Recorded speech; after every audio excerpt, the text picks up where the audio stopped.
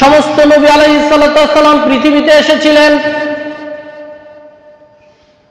তারা ইলমের ওহীর অধিকারী ছিলেন। ওহীর জ্ঞান আল্লাহ তাআলা তাদেরকে ঢেলে দিয়েছিলেন। আমাদের নবী মুহাম্মদুর রাসূলুল্লাহ বলি সাল্লাল্লাহু আলাইহি ওয়াসাল্লাম, তার কাছে ওহী এসেছে। ওহী আসার বিভিন্ন পদ্ধতি রয়েছে, 7টি পদ্ধতি প্রসিদ্ধ। হৃদয় পটে ঢেলে দেওয়া একটা পদ্ধতি আছে। ইলমে ওহী আল্লাহ রাব্বুল আলামিন নবীদের কাছে ঢেলে দিয়েছেন, বলি আলহামদুলিল্লাহ। এই ওহীর জ্ঞানের ওয়ারিশ করে গিয়েছেন আলেমদেরকে।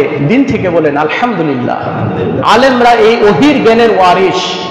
এই ওহীর জ্ঞান যতদিন পৃথিবীতে থাকবে ততদিনই পৃথিবীর অস্তিত্ব টিকে থাকবে, বলি আলহামদুলিল্লাহ। ওহীর জ্ঞান চলে যাবে। ওহীর জ্ঞান দাতা হতেছেন আল্লাহ তাআলা। আল্লাহ উচ্চারণ করার মতো লোক পৃথিবী থেকে চলে যাবে।